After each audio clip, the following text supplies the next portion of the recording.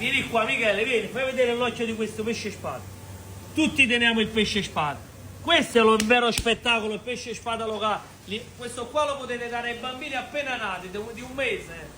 Vai, pezzogne bellissime, sempre quelle là top locali. Guardate qua che spettacolo che ci regala il mare. Predendice bellissimo locale. Fai vedere queste belle triglioni bellissime. Fai vedere questi cocci bellissimi locali. Guarda qua, che colori e che spettacolo, te.